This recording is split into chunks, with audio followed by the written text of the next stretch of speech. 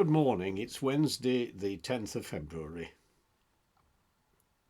The author, Jeanette Winterson, had a very traumatic upbringing, and she describes how her adoptive mother's cruel behaviour gave her a distorted view of love, a view that shaped her behaviour. I fought, I hit out, and then tried to put it right the next day, and always went away without a word, and I didn't care. As an adult, she had to face up to herself and to relearn what love really means. It's never too late to learn to love, she says. Well, facing truth, especially about ourselves, can be very, very difficult, as an account from the Old Testament about King David makes clear. Let's imagine him telling in his own words the story that's recorded in the second book of Samuel. Have you ever seen yourself and not liked what you saw? I don't mean your physical appearance, but the you are. I'd always felt comfortable and confident about myself. As a youth, I could find my way to the army camps where my brothers served, and as a shepherd looking after the flocks at night, even the howls of wolves and the lion's roar didn't frighten me. And when, still only a youth, I defeated the Philistine champion Goliath with my slingshot, I became a hero overnight, and my self-esteem grew even stronger. Though there were setbacks and difficulties, my life was full of adventures, the greatest of all being accepting the crown. And as king, I knew victory and defeat and joys and sorrows, but my power grew, and I tried hard to rule justly and fairly. I could look at my own reflection and feel that I had truly served both God and my people.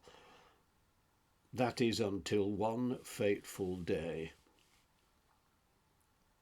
Nathan asked to see me, and he told me a story which touched my sense of justice deeply.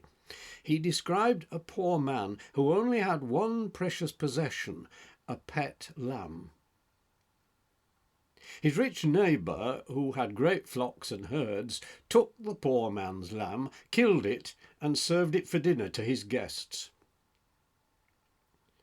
So indignant was I at this story that I blurted out that this rich man deserved to die. At which point Nathan looked me straight in the eye and said, "You are the man. You had Uriah the Hittite killed so that you could take his wife Bathsheba for yourself."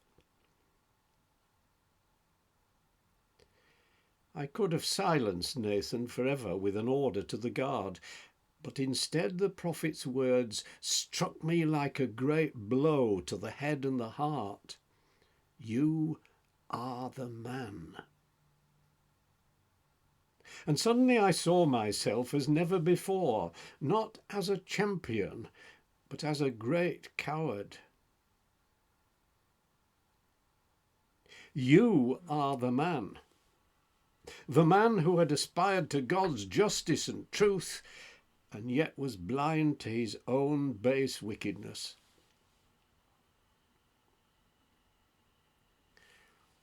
Let us pray.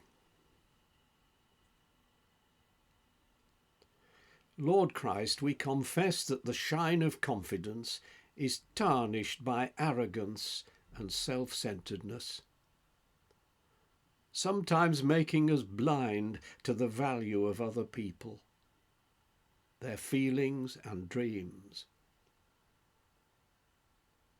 For clarity of vision, we look to you, for you saw individuals living for themselves and called on all to love God and their neighbours as themselves. Lord Christ, lead us out of our selfish ways and give us the insight with which to live more thoughtfully, more gently, and more generously with others. Amen.